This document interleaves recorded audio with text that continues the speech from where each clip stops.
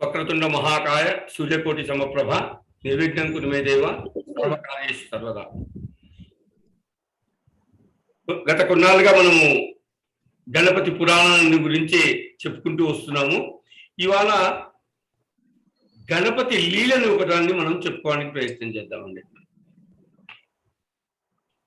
సౌనకాదుల అభ్యర్థన మేరకు సూత మహర్షి నైమిషారణ్యంకి వచ్చినప్పుడు సౌనకాది మూలకి గణేష పురాణం చెప్పుకున్నప్పుడు ఆయన చెప్తూ వస్తున్నాడు. అందులో భాగంగా ఒక రోజు నాడు సౌనకాదుల అభ్యర్థన మేరకు సూత మహర్షి మహాగణపతి దివ్య చరిత్రను శ్రావ్య స్వరంతో వీళ్ళ విందుగా వాళ్ళకు వినిపిస్తూ కొనసాగించాడు. భండాసురుడు అనే అసురుడు బ్రహ్మ వల్ల అనేక వరాలు పొంది లోకాలను చికాకు పెట్టసాగాడు. భండాసురుడు తాను ప్రయోగించిన శస్త్రాన్ని తిరోగమనం చేసి ఆ అస్త్రంతో తనని సంహరించినప్పుడే తనకి మరణం సంభవించేలా, అంటే తను సంధించిన అస్త్రాన్నే మళ్ళీ తన వైపు సంధించగలిగినప్పుడే తనకు మరణం సంభవించేలా. ఇది కాకుండా ఏ పురుషుడి వల్ల తనకు మరణం లేకుండా, ఏ పురుషుడు ఇంకా ఆయన్ని చంపలేడు అనమాట. ఏ పురుషుడి వల్ల తనకు మరణం లేకుండా, మరణం రాకుండా వరాలు పొంది భండాసురుడు ఆ వరబలంతో ముల్లోకవాసుల్ని అనేక విధాలుగా హింసించసాగాడు. ఆ అసురుడి బాధలు భరించలేని దేవతలు ఏం చేశారు? దేవతలు మానవులందరూ కలిసికట్టుగా వెళ్ళి వైకుంఠ వాసానికి వెళ్ళి శ్రీహరిని శరణు కోరారు. అప్పుడు విష్ణువు పెదవి విరిచి, వాడికి లభించిన వరం వల్ల వాడికి నా చేతుల్లో చావు రాదు, మీరు వెళ్ళి శంకరుణ్ణి ప్రార్థించండి, ఆయన ఏమైనా ఐడియా ఇస్తాడు అని చెప్పాడు అనమాట. ఇంకా దేవతలు మహర్షులు వెళ్ళారు. ఇంకా కైలాసానికి వెళ్ళి శివుణ్ణి దర్శించి, పరమశివ మమ్మల్ని రక్షించు, కాపాడు అని శరణు కోరారు. ఇంకా శంకరుడు ఒక నిట్టూర్పు విడిచాడు. ఇంకా వాడు శస్త్రాల వల్ల కానీ పురుషుల చేత కానీ చావడు, ఇంకా నేనేం చేయగలను, కనుక మీరు వెళ్ళి ఆ జగన్మాతను ప్రార్థించండి అన్నాడు. ఇంకా దేవతల బృందం మళ్ళీ పులోమంటూ వెళ్ళింది. అక్కడికి వెళ్ళారు, అక్కడ కాదండి ఇక్కడికి వెళ్ళారు, ఫుట్బాల్ ఆడుకున్నారు వాళ్ళందరినీ. ఇప్పుడు మళ్ళీ జగన్మాత దగ్గరికి వెళ్ళారు అనమాట. దేవతల అమ్మ ఎక్కడుంది? ఇప్పుడు దేవతల బృందం ఎక్కడికి వెళ్తుంది? మణిద్వీపానికి వెళ్ళింది. మణిద్వీపానికి వెళ్ళి జగన్మాతను దర్శించి అనేక స్తోత్రాలు చేసి, అమ్మా తల్లి, అమ్మా తల్లి, అమ్మా జగదీశ్వరి, భండాసురుడి బాధలు మేము భరించలేకపోతున్నాము, వాడికి స్త్రీ చేత మాత్రమే మరణించేటట్లు వరం ఉంది, కనుక నీవు తప్ప మరెవ్వరూ వాడిని సంహరించలేరు, కనుక నువ్వు తక్షణం ఆ అసురుడి మీద దండెత్తి వాడిని వధించి ఈ లోకాలన్నిటికీ శాంతిని ప్రసాదించు తల్లి అని ప్రార్థించారు వినయంగా. ఎప్పుడన్నా వినయంగా ప్రార్థిస్తే అన్నీ అవుతాయి. 5 రూపాయల కొబ్బరికాయ కొట్టేసి 5 కోట్లు కావాలంటే ఇవ్వదు. ఓకే, వారందరి ప్రార్థనలను విన్న జగన్మాత తల పంకించి, సరే సరే సరే, లలితాదేవినై నేను వెళ్ళి భండాసురుడు మీదకి దండెత్తి వాడిని తుదముట్టిస్తాను, మీరు నిర్భయంగా ఉండండి అని వాళ్ళకి అభయం ఇచ్చేసింది. ఇంకంతే, అందరూ హ్యాపీ అనమాట. అనంతరం ఏం చేసింది అమ్మవారు? జగన్మాత తన అంశావతారులైన నవదుర్గలను ఆహ్వానించింది. నవదుర్గలందరూ అమ్మవారి అంశావతారాలే కదా, నవదుర్గలన్నింటినీ ఆహ్వానించింది. తానేం చేసింది? ఇప్పుడు దసరా వచ్చే మంచి కథను చెప్పుకుంటున్నాం, దసరా రాబోయే దసరా కోసం లలితాదేవిగా రూపాన్ని ధరించి ఇంకా దండయాత్రకు వెళ్ళింది ఆ తల్లి. భండాసురుడు ఏం చేశాడు? అసంఖ్యాకమైన అసుర సైన్యంతో వచ్చి దేవుని ఎదుర్కొన్నాడు. ఇంకా ఇరు పక్షాల మధ్య భీకర యుద్ధం జరిగింది. నవదుర్గల స్వయ విహారానికి అసుర సైన్యం తాళలేక క్రమక్రమంగా నశించిపోసాగింది. భండాసురుడు కూడా ఎంత శక్తివంతుడైనప్పటికీ ఎన్నో భయంకర శస్త్రాస్త్రాలను కూడా ప్రేమించినప్పటికీ శ్రీ లలితాదేవి స్త్రీమూర్తి గనక ఆమె ముందు నిలవలేకపోతున్నాడు. వాడుకున్న వరం ఏంటి? పురుషులతో చావలేడు, అదనమాట. మళ్ళీ తన అస్త్రమే తనకి తిప్పి వస్తేనే వాడు చావగలుగుతాడు. ఆ రెండు కండిషన్స్ అనమాట. ఆ స్త్రీమూర్తి ముందు ఇంకా బండాసురుడి సైన్యాలు, బండాసురుడు నిలవలేకపోతున్నారు. ఒకరోజు యుద్ధం ముగిసింది. యుద్ధాన్ని ముగిసిన తర్వాత తన పురానికి తిరిగి వచ్చాడు బండాసురుడు.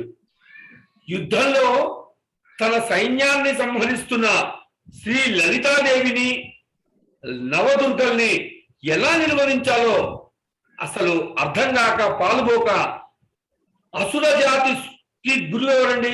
మనం చెప్పుకున్నాం, శుక్రాచార్యుడు. శుక్రాచార్యుడి పుత్రుడు ఎవరు?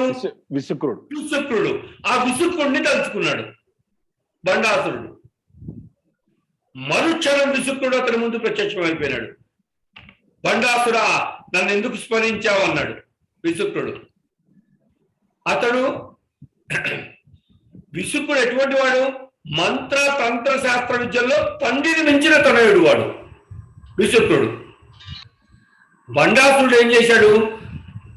తన గురుపుత్రుడికి, గురువు యొక్క పుత్రుడికి నమస్కరించి, ఆచార్య పుత్ర, దేవి సైన్యాల చేతుల్లో మా అసుర సైన్యాలు చిత్తుగా ఓడిపోయి నశిస్తున్నాయి.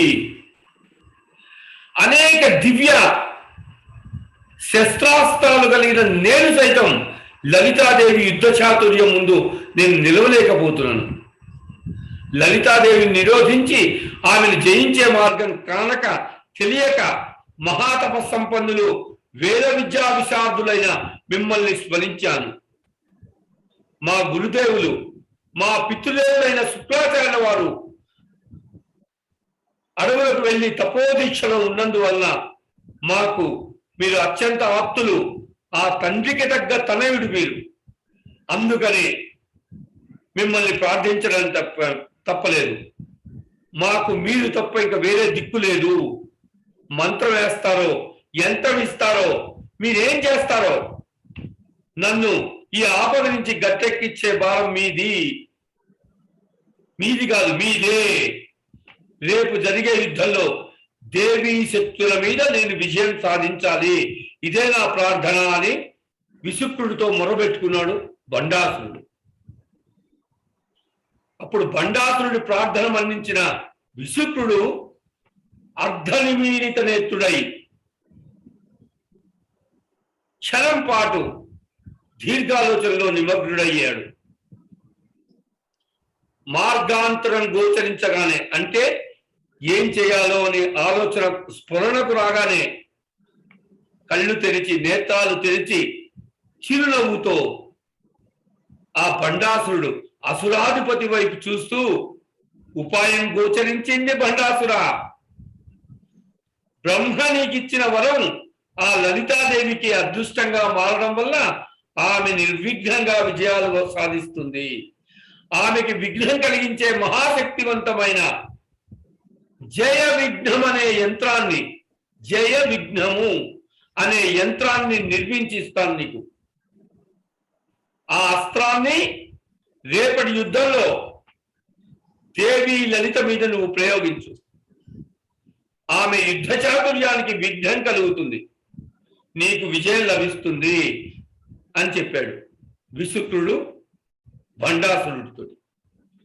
అప్పుడు ఇంకా బండాసురుడు ఆనందంతో వాడి ముఖం వికసించింది. భక్తితో చేతులు జోడించి నమస్కరించి, ఆచార్య పుత్ర, అవసర సమయంలో నన్ను ఆదుకుంటున్న మీకు శతసహస్రాధిక వందనాలు. మీరు చెప్పిన ఆ యంత్రానికి కావలసిన సామగ్రి యావత్తు తక్షణం తెప్పిస్తాను నేను. తమరు కార్యం ప్రారంభించండి, మొదలుపెట్టిన ఆ యంత్రాన్ని అన్నట్టు. విశుక్రుడు తల పంకించి కావలసిన సామగ్రి వివరాలన్నీ, ఏమేం కావాలి అవన్నీ ఒక లిస్టు రాసి బండాసురుడికి చెప్పి, తాను తక్షణం ఇంకా విశుక్రుడు పని మొదలు పెట్టాలి కదా, వెంటనే స్నానానికి, సంజలాచరించడానికి శుచి అయి వెళ్ళి వచ్చి హోమాగ్నిని రగల్చి మంత్రోచ్చారణ చేస్తూ హోమం చేయడం మొదలుపెట్టాడు విశుక్రుడు.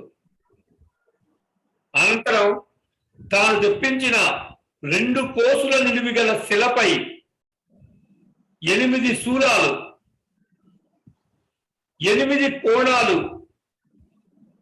8 శూలాలు, 8 కోణాలు గల జయ విఘ్నమను యంత్రాన్ని మంత్రపూర్వకంగా లిఖించాడు విశుక్రుడు. ఆ యంత్రంలోనికి ఆ మంత్రశక్తిని ఆవాహన చేసి అనంతరం ఆ శిలని ఒక అస్త్రంగా మారుతున్నట్టు మంత్రజలంతో అభిమంత్రించాడు. మరుక్షణం ఆ మహాశిల మహాశక్తివంతమైన శరంగా బాణంగా మారిపోయింది అనమాట. అభిమంత్రించగానే ఆ మహాశిల కాస్త మహాశరంగా మారిపోయింది. అప్పటికి ఇక మెల్లగా తెల్లవారింది. అర్ధనిక యుద్ధానికి వెళ్ళాలన్నా స్నానాలు చేయాలిగా, స్నానాధికారులు ముగించుకున్నారు. అందరూ శుచి అయ్యారు. యుద్ధానికి కావాల్సిన ఉచితమైన దుస్తులు ధరించి వచ్చి, అంటే యుద్ధానికి కావాల్సిన వస్త్రాలు ధరించి గురుపుత్రుడికి నమస్కరించాడు. విశుక్రుడికి. విశుక్రుడు ఏం చేశాడు? అమ్ముగా రూపొందిన, అమ్ము అంటే బాణంగా రూపొందిన జయ విఘ్న యంత్రాన్ని అతనికి ప్రసాదించి, ఈ మహామారణాస్త్రం సమయం చూసి ఆ లలితాదేవిపై ప్రయోగించు, వేజయోస్తు అని పంపించాడు. బండాసుడికి ఇంకా అడ్డం ఉంటుందా? నూతనోత్సాహంతో యుద్ధరంగానికి తరలి వెళ్ళాడు బండాసుడు. ఆ రోజు నవదుర్గా సమేత శ్రీ లలితాదేవికి భండాసుర సైన్యానికి మధ్య భీకరమైన పోరు జరిగింది. యుద్ధం తీవ్ర రూపం దాల్చింది. భండాసురుడు అదే తగిన సమయం అనుకున్నాడు. సమయం అనుకుని తలచి ఆ జయ విఘ్న అస్త్రాన్ని తీశాడు. మంత్రపూర్వకంగా వింటికి సంధించి అమ్ముని వదిలాడు. ఇంకా మరుక్షణం ఆ మారణాస్త్రం 2 కోసుల నిడివి గల శిలగా యంత్రంగా మారి భయంకరమైన అగ్ని జ్వాలలు కక్కుతూ దేవీ సైన్యాల వైపు ప్రయాణించింది. ఆ యంత్ర ప్రభావం వల్ల అది పయనిస్తున్నంత మేర దేవీ సైన్యానికి విఘ్నాలు సంభవించసాగాయి. వారు శస్త్రాస్త్రాలను ప్రయోగించలేక నిస్సహాయులవుతున్నారు. ఎవరు? దేవీ సైన్యాలు. ఒక్క ఆయుధం, అస్త్రం, శస్త్రం కూడా వారు ఆశించినట్లు ప్రయోగించలేకపోతున్నారు దేవీ సైన్యాలు. దేవీ సైన్యాలకు కూడా మంత్రాలు ఏమీ గుర్తుకు రావడం లేదు. ఆ ఎఫెక్ట్ ఆ భండాసురుడు ప్రయోగించిన శస్త్రం యొక్క ఎఫెక్ట్ అన్నమాట. దేవీ సైన్యం అలా అనేక విఘ్నాలతో సతమవుతుంటే, వాళ్ళంతా సతమవుతుంటే వీళ్ళంతా విజృంభిస్తున్నారు. అసుర సైన్యం విజృంభించి దేవీ సైన్యాలపై ఆధిపత్యం పట్టు బిగించసాగాయి. వీళ్ళు గెలిచే పరిస్థితికి వచ్చారనమాట. అప్పుడు ఏం చేసింది అమ్మవారు శ్రీ లలితాదేవి తన సైన్యానికి సంభవిస్తున్న ఆటంకాలను, విఘ్నాలను గమనించేసింది. ఆహా, ఏదో ఉంది ఇక్కడ అంతే. అంతలో దేవీ సైన్యాలు ఆ తల్లికి బిగ్గరగా మొరబెట్టుకుంటూ, తల్లి శ్రీ లలితాదేవి జగదీశ్వరి, మారణాస్త్రమేదో ఇది మమ్మల్ని నిర్వీర్యం గావిస్తుంది, మమ్మల్ని ఏమీ చేయనీయటం లేదు, మాకు దివ్యాస్త్రాలకి చెందిన మంత్రాలు ఏమీ గుర్తుకు రావట్లేదు. వీళ్ళు ఏం చేయాలన్నా మామూలు బాణమే, కానీ మంత్రంతో బాణం అనమాట. ఆ మంత్రాలు వీళ్ళ జ్ఞాపకం రావట్లేదు. ఒక్క ఆయుధం, ఒక్క శస్త్రము, ఒక్క అస్త్రం కూడా మేము ప్రయోగించిన రీతిలో మాకు ఉపయోగంలోకి రావడం లేదు.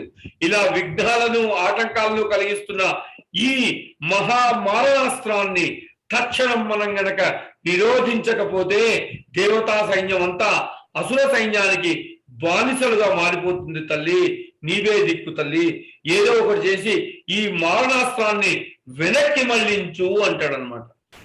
అందరూ దేవతా సైన్యం అంతా అంటుందన్నమాట. అంటే వాడికి గన్న వరం ఏంటి? వాడి అస్త్రంతోనే వాటిని చంపడానికి ప్రయత్నించవచ్చు. అదనమాట.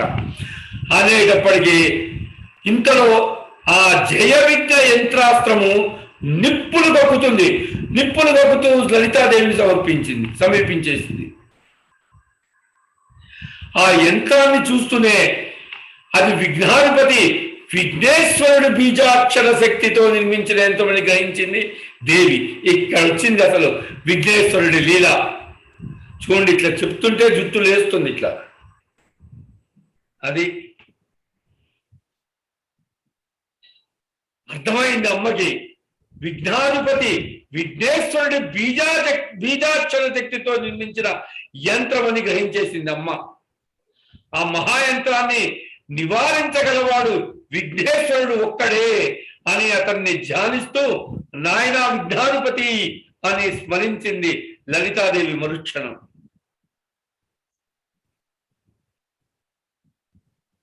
అనగానే ఇంకా వెంటనే వచ్చానమ్మా అంటూ శ్రీ లలితాదేవి హృదయ భాగంలో విఘ్నేశ్వరుడు ప్రత్యక్షమయ్యాడు. చప్పున తన హస్తాన్ని ముందుకు చాచి అరచేత్తో ఆ యంత్రాన్ని ప్రతిఘటించాడు. అమ్మవారి దగ్గరికి వచ్చేస్తుంది.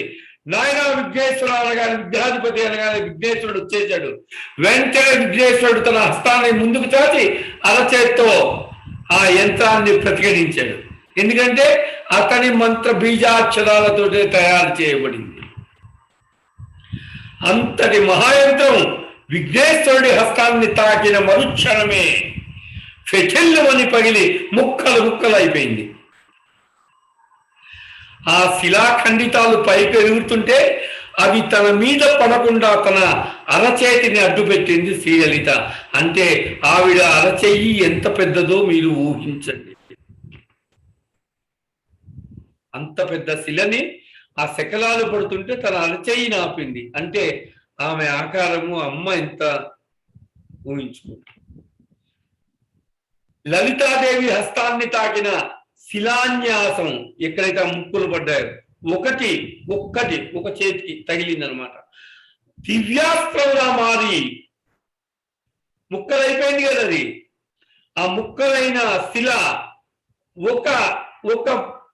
ఒక శిలాన్యాసం, ఒక ముక్క దివ్యాస్త్రంలా మారి వెనుతిరిగి దూసుకు వెళ్ళి భండాసురుడి హృదయంలో జొరబడి అతని గుండెల్ని చీల్చివేసింది అనమాట. అమ్మా ఆక్రందిస్తూ భారత్తో విలవిల్లాడాడు, నేల కూడాడు భండాసురుడు.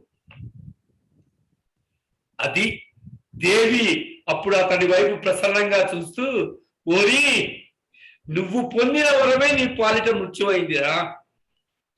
స్త్రీ చేతిలో, పైగా నువ్వు ప్రయోగించిన అస్త్రం చేతనే నీకు మరణం లభించాలని కోరుకున్నావు.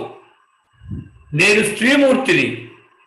నువ్వు ప్రయోగం చేసిన మరణాస్త్రం శిలాన్యాసం నా హస్తస్పర్శతో మరణాస్త్రంగా మారి నిన్ను బలి తీసుకుందిరా. ఒకనాడు భస్మాసురుడు కూడా నీ వల్లే, నీలాగే అతి తెలివి ప్రదర్శించి తన చేతినే పెట్టుకొని నిలువున కాలి బూడిదయ్యాడు. నేడు నీకు దుర్మరణం ప్రాప్తించింది. దైవీక శక్తులతో ఆటలాడుకునే వారందరికీ ఈ దుర్గతి తప్పదు అని అమ్మవారు హెచ్చరించింది. భండాసురుడు ఏం చేశాడు? పశ్చాత్తాపం చెంది శ్రీ లలితాదేవికి ఆమె హృదయ భాగంలో కనిపిస్తున్న విఘ్నేశ్వరుడికి చేతులెత్తి నమస్కరిస్తూ ప్రాణాలు వదిలాడు. జయహో మాత, జయహో జయహో, జయ జయ జయహో, జయహో విఘ్నరాజా, జయహో జయ జయహో అని దేవతలందరూ జయ జయ ధ్వానాలు దశ దిశలా ప్రతిధ్వనిస్తుంటే ఆకాశాన్ని నుంచి అప్సరసలు శ్రీ లలిత విఘ్నేరాజులపై పుష్పవృష్టి కురిపించారు, పుష్పవాన కురిపించారు. అంతటా లలితాదేవి చేతులెత్తి హర్షధ్వానాలు జయధ్వానాలు చేస్తున్న వారందరినీ వారించి, ఇన్ని రోజులుగా యుద్ధం చేస్తున్న మనకి లభించని విజయం ఈనాడు ఎందుకు లభించిందో తెలుసా? ఇన్నాళ్ళు చేస్తున్నారు బండాసుడితోటి, గెలవలేదు. ఈనాడు ఎందుకు వచ్చింది మనకు విజయం తెలుసా? నేను జగన్మాతనైనా ఇన్ని రోజులు విఘ్నాధిపతిని విస్మరించాను. ఇది జ్ఞాపకం పెట్టుకోవాలి ప్రతి ఒక్కరు. విఘ్నాధిపతిని విస్మరించాను.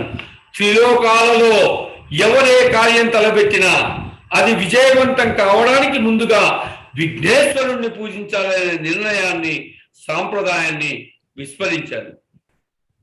ఆ సత్యాన్ని గుర్తించి నేటి ప్రాతకాలంలో విఘ్నేశ్వర పూజని కల్పోక్త శాస్త్ర విధానంగా ఆచరించాను. ఇప్పుడు గణేష్ పురాణం చెప్పమన్నారు కదా, మనది ఒక విశ్వశాంతి కోసం మనం కథ ముందుకు వెళ్ళాలి. పాత ఎప్పుడో చెప్పుకున్నది విశ్వశాంతికై ఒక యజ్ఞాన్ని తలపెట్టాడు సౌనకాది ముందు. ఆ సమయంలోనే సూతుడు అక్కడికి వెళ్ళాడు. అప్పుడు సరే చేద్దామన్నారు.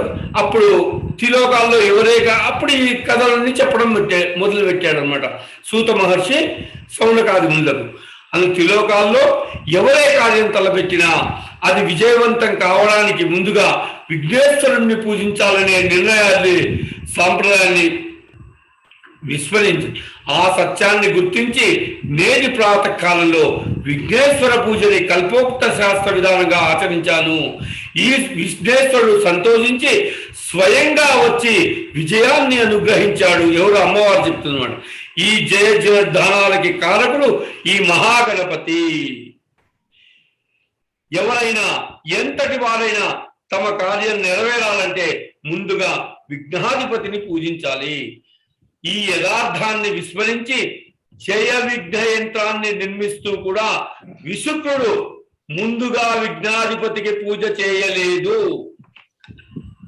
విశుక్రుడు ఎంత నిర్మించాడు, అన్ని చేశాడు, కానీ ఫస్ట్ వినాయకుడి పూజ చేసి అది చేయాలి,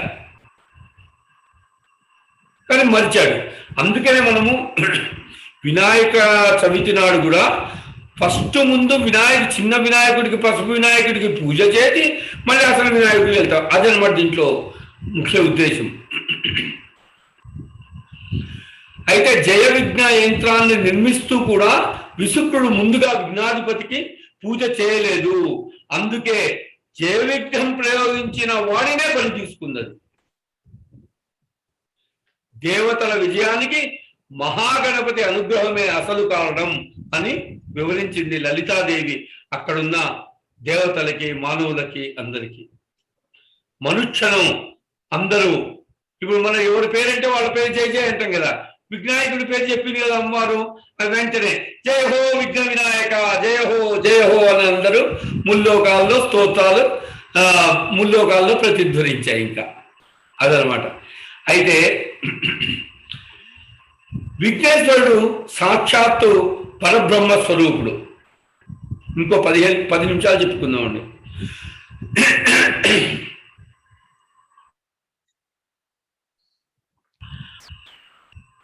అయోనిజుడు విఘ్నేశ్వరుడు, విఘ్నాధిపతి. గురుగారు ఒక్క నిమిషం, అది కంటిన్యూ. మీరు మంచినీళ్ళు తాగే లోపల ఒక్క నిమిషం చెప్తాను. గురువుగారు చెప్పినటువంటి ఇప్పుడు విఘ్నేశ్వరుడు ఈ యుద్ధ భండాసురుడికి, లలితాదేవి సైన్యానికి మధ్య జరిగే యుద్ధంలో విఘ్నేశ్వరుడు ఆవిర్భవించడానికి దానికి సంబంధించి 2 నామాలు ముఖ్యమైన ఉన్నాయి. అదేంటంటే 77, 78. కామేశ్వర ముఖాలోక కల్పిత శ్రీ గణేశ్వర అంటే కామేశ్వర ముఖ ఆలోక కల్పిత శ్రీ గణేశ్వర. ఇప్పుడు ఎప్పుడైతే వీళ్ళు ఈ శ్యామల తర్వాత వారాహి ఆమె యొక్క మంత్రిని సైన్యంలో ఇట్లా ఈ విధంగా జయ విఘ్నం అనే యంత్రాన్ని అది విశుక్రుడు ప్రయోగించాడు, మేము అంతా నిలవలేకపోతున్నాం అని చెప్పినప్పుడు వచ్చి లలితాదేవికి నివేదించగానే ఆమె ఒక్క క్షణం ఏం చేస్తుందంటే కామేశ్వర ముఖాలు కల్పిస్తే గణేశ్వర అంటే ఏంటంటే ఒక్కసారి ఆయన శివుడి వైపు, కామేశ్వరుడు వైపు చూసింది. ఆలోక అంటే చూడడం. అమ్మవారు ఒక్కసారి శివుడి వైపు కామేశ్వరుడు వైపు చూడగానే ఆయన ఒక చిరునవ్వు నవ్వి వెంటనే అక్కడ విఘ్నేశ్వరుడు యొక్క ఆవిర్భావం జరిగింది. ఆ ఆవిర్భావం జరిగిన తర్వాత ఇప్పుడు ఇందాక చెప్పినటువంటి ఆ జయ విఘ్నం అనే యంత్రాన్ని నిర్వీర్యం చేయటం మొత్తం తర్వాత మనకి భండాసురుడిని అమ్మవారు సంహరించడం ఇవన్నీ జరుగుతాయి. ఈ 2వ నామం ఏంటంటే మహాగణేశ నిర్భిన్న విఘ్న యంత్ర ప్రహర్షిత. మహాగణేశ నిర్భిన్న విఘ్న యంత్ర ప్రహర్షిత అంటే సంకల్ప మాత్రం చేతనే ఆవిర్భించాడు గణపతి. ఆయన ఏం చేశాడంటే నిజానికి తనలాగా పోలినటువంటి 6 గణపతులు సృష్టించాడు. వాళ్ళందరితో కలిసి యుద్ధానికి వెళ్ళి అక్కడ ఇప్పుడు ఇందాక చెప్పినట్టుగా విసుక్కురుని చేస్తా స్థాపించబడినటువంటి జయ యంత్రాన్ని నాశనం చేశాడు. కాబట్టి ఈ 2 నామాలు ఇప్పుడు గురుగారు చెప్పిన దానికి సంబంధం ఉంది కాబట్టి నేను మీకు ఒకసారి మనవి చేశాను. నంబర్స్ ఒకసారి చెప్పండి సార్. 77, 78 అండి. 77, 78 అంటే నేను శ్లోకం నెంబర్ కాదు నేను చెప్పేది, నామం నెంబర్. అలాగేనండి. శ్లోకం చెప్పేయండి మీ దగ్గర ఉంటే. శ్లోకం వెతకాలండి, మరి ఏ శ్లోకం కిందకి వస్తున్నది వెతకాలి. 30, 31 అండి. 70, 30, 38 శ్లోకం అయితే 30, 31. విఘ్నేశ్వరుడు మూర్తి గారు చాలా బాగా చెప్పారండి. చాలా సంతోషం, ధన్యవాదాలు మూర్తి గారికి. ఇప్పుడు విఘ్నేశ్వరుడు సాక్షాత్తు పరబ్రహ్మ స్వరూపుడు అండి, అయోనిజుడు.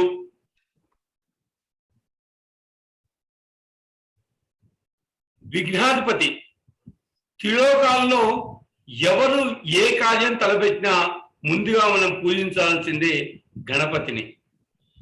ఇది ఎవరో ప్రకటించలేదండి, త్రిమూర్తులు స్వయంగా ప్రకటించి పెట్టిన నియమం అన్నమాట ఇది. త్రిపురాసుర సంహారం కోసం 1000 సంవత్సరాలు సుదీర్ఘ తపస్సు చేసి కాలాగ్ని స్వరూపమైన అఘోరాస్త్రం సృష్టించిన మహాశివుడు మహోగ్రుడై త్రిపురాసురుల మీద దండెత్తాడండి. ఇరు వర్గాల మధ్య యుద్ధం భీకరంగా జరిగింది. కొన్ని సంవత్సరాల పాటు తీవ్రమైన పోరు జరిగిన శివుడికి విజయం లభించలేదు. అఘోరాస్త్రం ప్రయోగించే అవకాశం లభించక ఏమీ పాలుపోక శివుడు తన ఆత్మరూపుడైన శ్రీ మహావిష్ణువుని స్మరించి ప్రార్థించాడు. విష్ణువు ప్రసన్నుడై ప్రత్యక్షమై, నువ్వు విఘ్నేశ్వరుణ్ణి ముందుగా పూజించిన తర్వాతనే ఎవరైనా ఏ కార్యమైనా తలపెట్టినప్పుడే ఆ కార్యం విజయవంతమవుతుందని మనం త్రిలోకాలకి మనమే కదా నిబంధన విధించాం. కానీ నువ్వు లయకారకుడివి, మృత్యుంజయుడివి, త్రిగుణాతీతుడివి అన్న అహంభావంతో వినాయకుడు నీ కుమారుడనే చులకన భావంతో ఆ నిబంధనను నువ్వు అతిక్రమించావు. సర్వకార్య సిద్ధిప్రదాయకుడైన వినాయకుడిని పూజించి అతని ఆశీస్సులు పొందకుండానే నువ్వు యుద్ధాన్ని ప్రారంభించావు. అందుకే నీకు ఇంతవరకు త్రిపురాసురుడి మీద నీకు విజయం లభించలేదు. ఇప్పటికీ మించిపోయింది ఏమీ లేదు.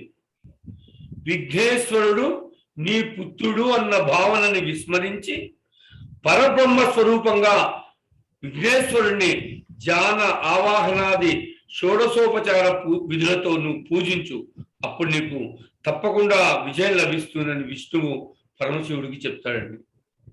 అప్పుడు మహాశివుడు ఆ సలహాని పాటించి యుద్ధభూమిలోనే మర్నాటి ప్రాతకాలంలో స్థలం శుద్ధి చేసి పీఠాన్ని ఏర్పరిచి వినాయకుడిని ధ్యానించి పూజకు ఆహ్వానించాడు. మరుక్షణం విఘ్నేశ్వరుడు ప్రత్యక్షమైపోయాడు పూజాపీఠం మీద. ఆయన ఆసనాన్ని అలంకరించాడు. అంతట దేవతలందరి సమక్షంలో విధి విధాన పూర్వకంగా విఘ్నేశ్వరుని పూజించాడు శివుడు. పూజా కార్యక్రమం ముగింపుకు వచ్చాక ధూపదీపాలు సమర్పించాక అప్పుడు స్వామివారికి నైవేద్యం ఏర్పాటు చేయలేదనే విషయం శివుడికి తెలిసింది. కార్యక్రమ ఏర్పాట్ల హడావిడిలో అందరూ స్వామివారికి నివేదన తయారు చేయించాలనే విషయాన్నే మర్చిపోయారు, విస్మరించారనమాట. అయితేనేమప్పుడు అక్కడున్న దేవతలందరూ సంకల్పం మాత్రం చేతనే వివిధ భక్ష్య భోజ్య ఫలాదులను సృష్టించి సమర్పించగల మహిమాన్వితులు వాళ్ళందరూ కనుక వారంతా ఏం చేశారు, తమ తమ మహత్తులతో వివిధ భోజ్యాలను సృష్టించి సమర్పించారు వినాయకుడికి. కానీ విఘ్నేశ్వరుడు ఆ పదార్థాల వైపు కన్నెత్తైనా చూడలేదు. దేవతల ముఖాలన్నీ వెలవెలపోయినాయి. అన్ని పదార్థాలని సృష్టించి పెట్టారు అక్కడ. విఘ్నేశ్వరుడు కన్నెత్తి కూడా చూడలేదు. అప్పుడు పార్వతీదేవి అనుకుంది, కొడుకు అలిగాడు అనుకుంది. సాక్షాత్తు శాకంబరీదేవిలా అవతరించింది అప్పుడు ఆ పార్వతీ అమ్మవారు. భూలోకవాసుల ఆకలిని తీర్చిన ఆ తల్లి సంకల్ప మాత్రం చేతనే కుడుములు ఉండ్రాళ్ళు సృష్టించి నివేదించింది. విఘ్నేశ్వరుడు వాటి వాసన కూడా చూడలేదు. జగన్మాత వదలం చిన్న పోయిందప్పుడు. అంతవరకు సహనంతో ఉన్నాడు శివుడు. ఏంది కొడుకు వింటలేదు, మాట వింటలేదు, పెట్టింది తింటలేదని మనం కొట్టినట్టే మన పిల్లల్ని. శివుడికి చీలొత్తుకొచ్చింది. అసలే ఆయనది క్షణికావేశం. వరాలు అట్లనే ఇస్తాడు, కోపం అట్లే వస్తున్నాయి. వరాలు ఉప్పంటే ఇచ్చేస్తాడంటే, కోపం కూడా ఆ రకంగా వస్తుంది ఆయనలో. ఇక ఆగ్రహం తాటాకు మంటల చప్పున లేచి అంతలో చల్లారిపోతుంటుంది. పైగా దేవతలందరిలో ఎవరు?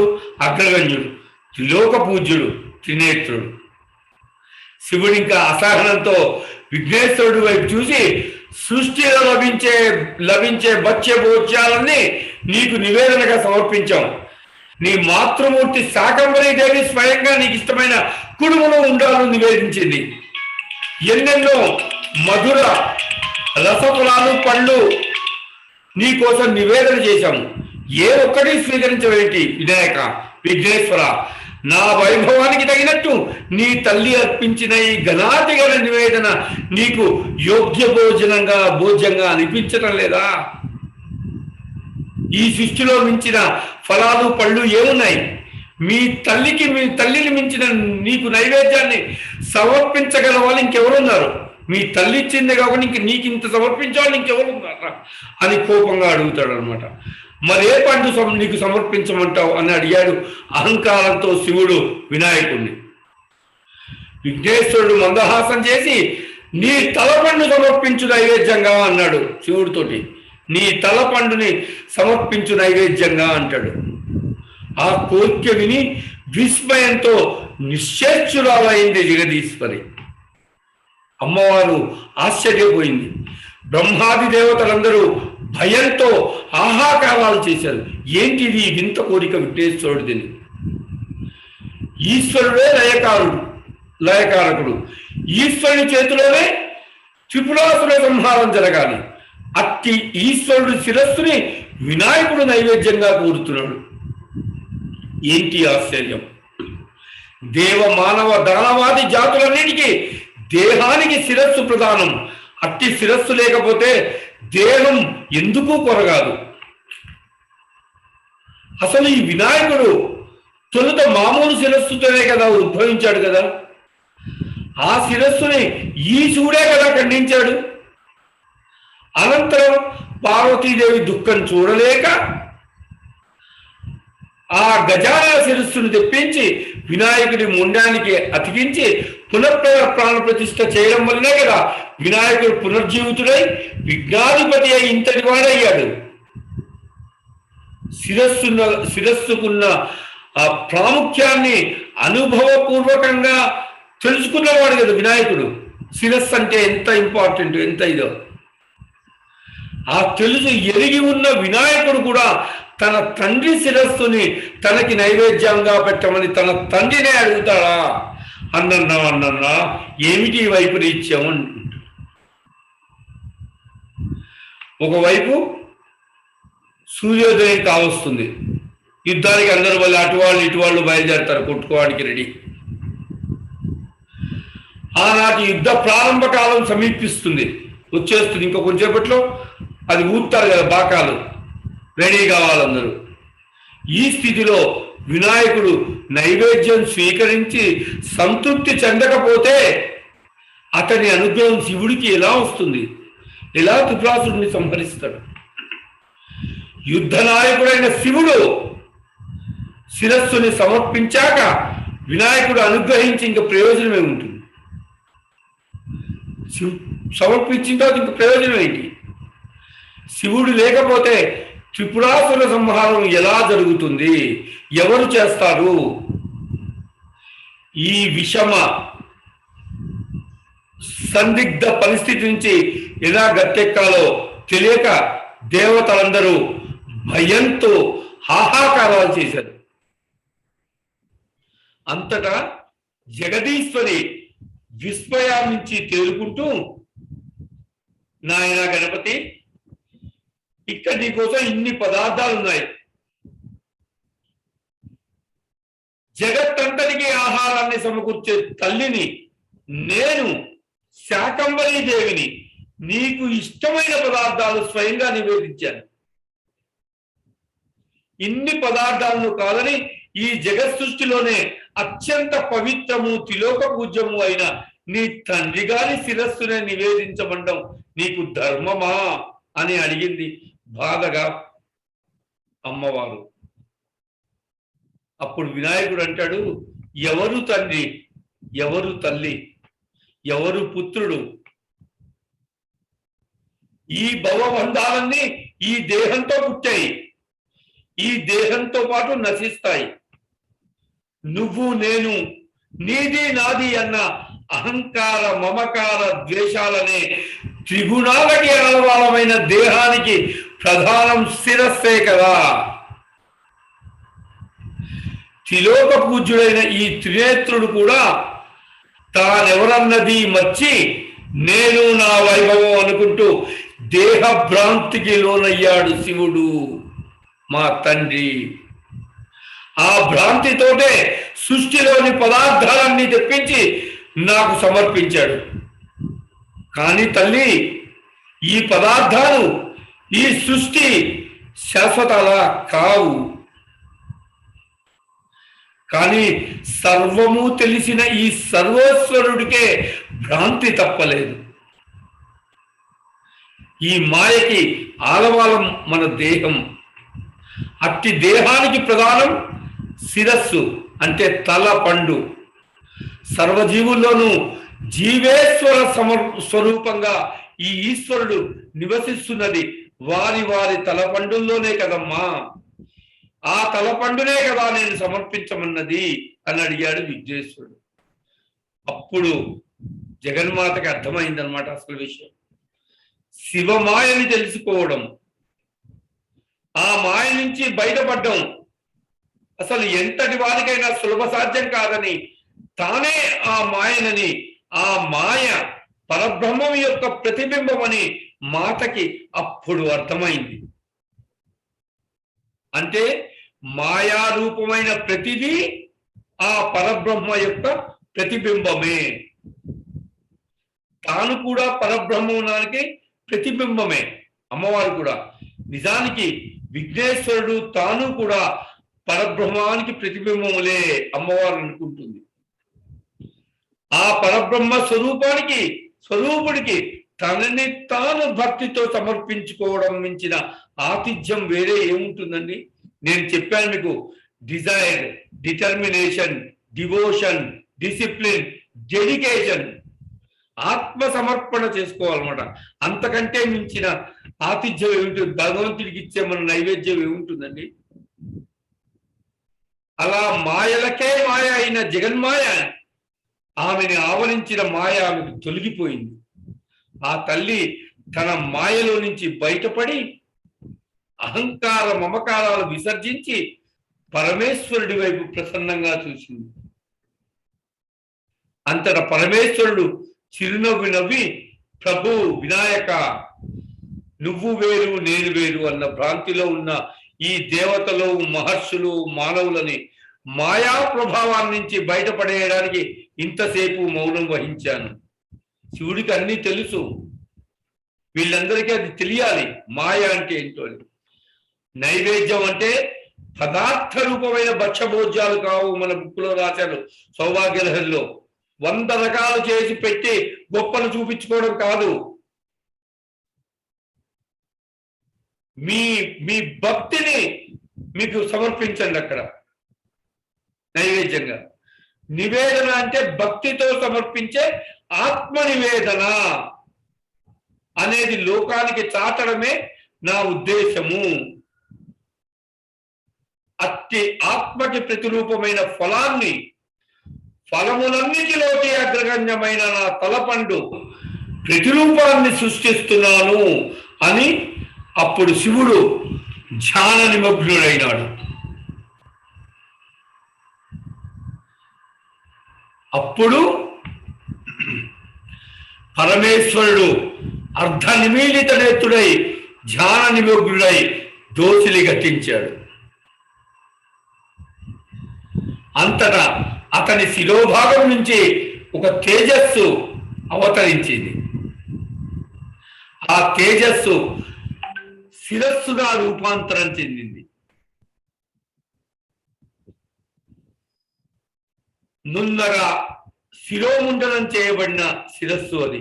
మొత్తం జుట్టంతా లేదన్నమాట, శిరోముండనం చేసింది. దాని పైభాగమున త్రినేత్రముల మాదిరి 3 రంధ్రాలు ఉన్నాయి దానికి. అంతటా శివుని ఆత్మజ్యోతి స్వరూపముగా అవతరించగా ఆ ఆత్మజ్యోతి కిరణం ఒకటి ధగధగ ధగధగ తెల్లగా మెరుస్తూ ఆ శిరస్సు పైన ఒక రంధ్రము ద్వారా లోపలికి ప్రవేశించి స్థాపితమైంది. అప్పుడు శివుని త్రినేత్రముల మధ్యలైన భాగనేత్రం నుంచి పాలనేత్రం నుండి కాలాగ్ని కిరణం ఒకటి తలుక్కున అవతరించి ఆ మధ్యరంధ్రముపై కన్నుగా స్థాపితమైంది. అంతటా అక్కడే ఉన్న మహావిష్ణువు ఆత్మజ్యోతి నుంచి జ్యోతి కిరణం ఒకటి ఆ శిరస్సు దక్షిణ భాగమున రంధ్రము ద్వారా లోనికి ప్రవేశించి లోపల స్థాపితమైంది. అప్పుడు శివుని దక్షిణ నేత్రమైన సూర్యనేత్ర కిరణం ఒకటి తలుక్కున అవతరించి ఆ దక్షిణ భాగ రంధ్రంపై కన్నుగా స్థాపితమైంది. అనంతరం జటాజూటం నుంచి గంగ అవతరించి సన్నటి ధారగా ఆ శిరోఫలం పైన ఉన్న వామభాగ రంధ్రం ద్వారా లోనికి ప్రవేశించి లోనున్న శివ కేశవ ఆత్మకిరణాలను అభిషేకించింది. అప్పుడు జగన్మాత పార్వతీదేవి అమ్మలగన్నయమ్మ జగత్తును ఆకలి దప్పుల బాధలను ధరించిన శాకంబరీదేవి ఆత్మజ్యోతి కిరణం ఒకటి ఆవిర్భవించి శివ శిరోఫలం పైన గల 3వ వామరంధ్రం ద్వారా లోపలికి ప్రవేశించి ఆ త్రిమూర్తి జ్యోతి కిరణ ప్రకాశంతో ఏకమై తెల్లని తీయని భక్ష్య పదార్థంగా రూపొందింది.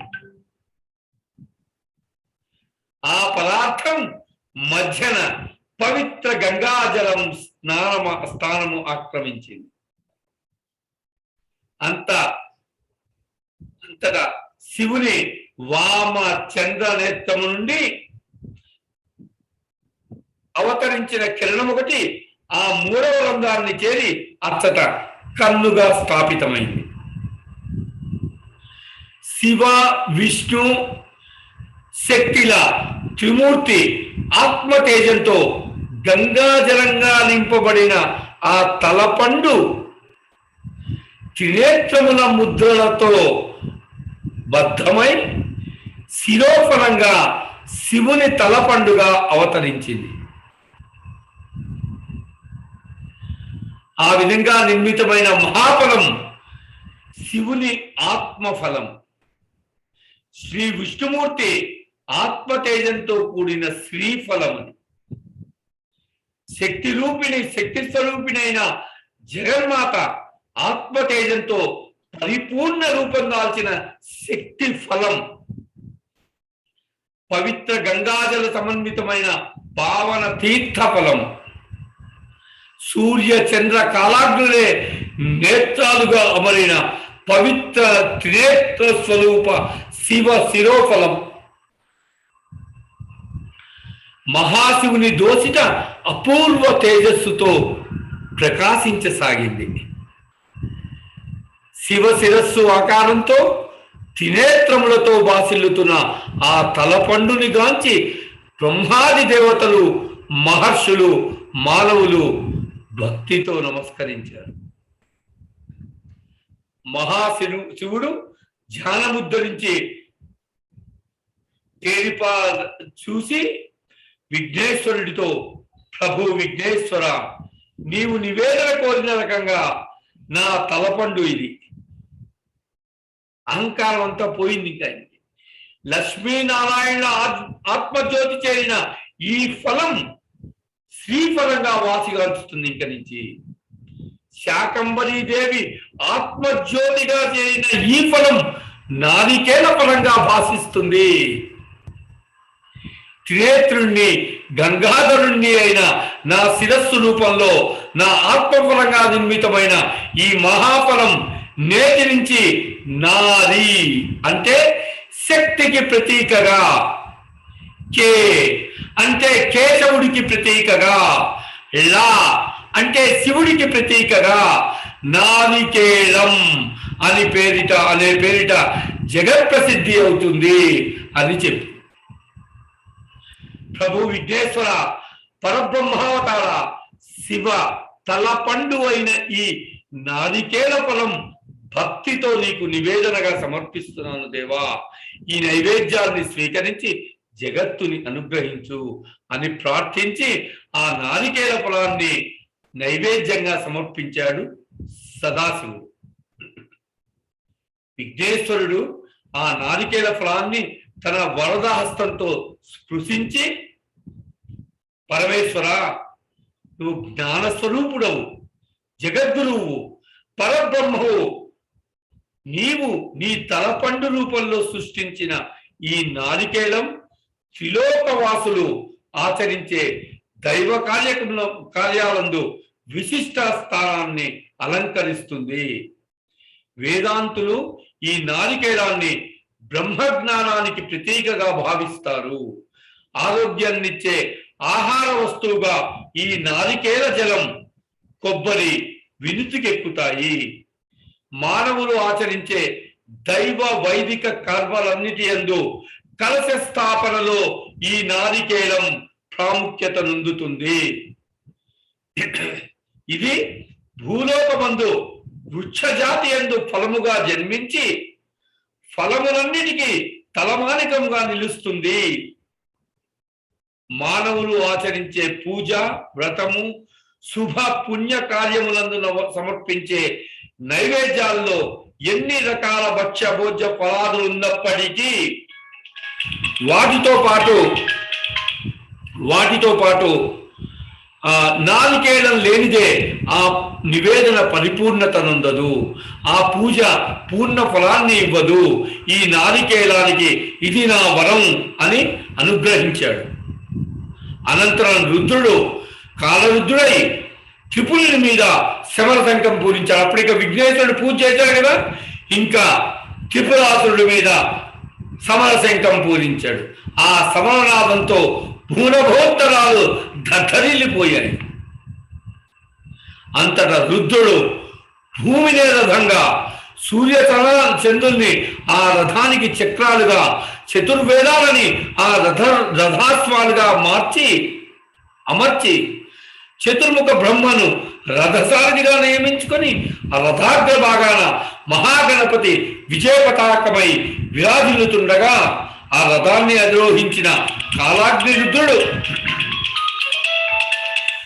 మేరు పర్వతాన్ని విల్లుగా చేసుకొని ఆదిశేషుణ్ణి ఆ వింటికి నాలిగా బిగించిన ఆ అఘోర రుద్రుడు త్రిపురుడికి బ్రహ్మ ఇచ్చిన వరాన్ని అనుసరించి, త్రిపురుడికి మళ్ళీ త్రిపురాసుడికి బ్రహ్మ వరం ఇచ్చాడు కదా, అనుసరించి రథము కాని రథమునెక్కాడు, విల్లు కాని విల్లును చేపట్టాడు, నారి కాని నారిని వింటికి బద్దకు బిగించి అస్త్రము కాని అస్త్రము, అఘోరాస్త్రము అయిన నారాయణాస్త్రాన్ని వింటికి సంధించి విఘ్నేశ్వరుడి ఏకాక్షర మహామంత్రాన్ని ఓం గం గణపతయే నమః, ఓం గం గణపతయే నమః అని మనసులో స్మరిస్తూ నారాయణాస్త్రాన్ని తీసి త్రిపురుడి మీద ప్రయోగించాడు.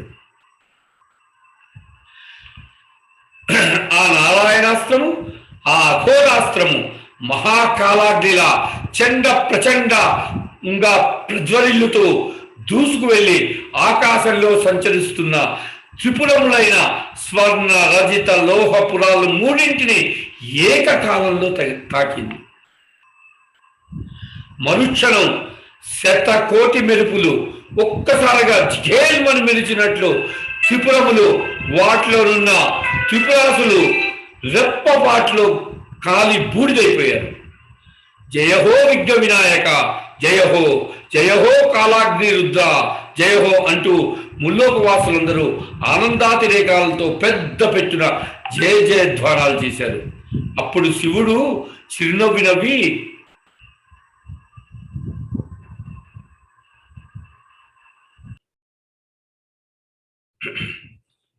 శతకోటి మెరుపులు ఒక్కసారిగా జిగేల్మని మెరిచినట్లయి త్రిపురాలు, వాటిలో ఉన్న త్రిపురాసులందరూ రెప్పపాట్లో కాలి బూడిదైపోయారు.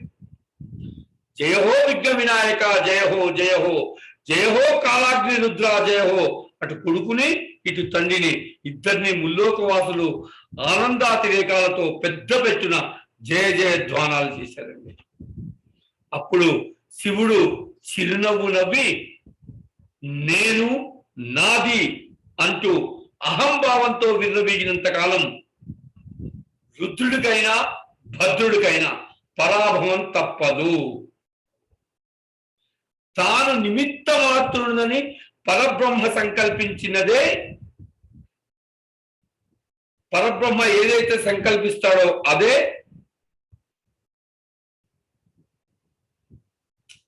పరబ్రహ్మ సంకల్పించనిదే ఏదీ జరగదని గ్రహించి మనము అహాన్ని వదిలి మనస్ఫూర్తిగా భక్తి శ్రద్ధలతో ఆ పరబ్రహ్మ స్వరూపుడైన మహాగణపతిని షోడశోపచారాలతో విధి విధానంగా పూజించినప్పుడే గణపతి అనుగ్రహము, అసాధారణ విజయము లభిస్తుంది మనకు. ఈ సత్య నిరూపణకు ఈ త్రిపురాసుర సంహారమే ప్రత్యక్ష తార్కాణం అండి. ఉదాహరణ, లయకారకుడైన నేను కూడా విఘ్నేశ్వరుణ్ణి కల్పోక్త ప్రకారంగా పూజించిన తర్వాతే నాకు ఈ విజయం సిద్ధించింది శివుడు అంటాడు అన్నమాట.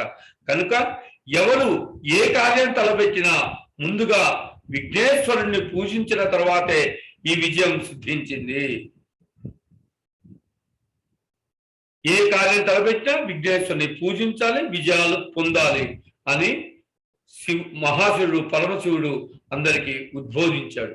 అంతటా అక్కడున్న 50 మంది మహాగణపతికి నమస్కరిస్తూ, ప్రియాణం త్వా ప్రియపతిం హవామహే, నిధీనాం త్వా నిధిపతిం హవామహే, గణానాం త్వా గణపతిం హవామహే అంటూ అనేక రీతుల మహాగణపతిని స్తుతించారు.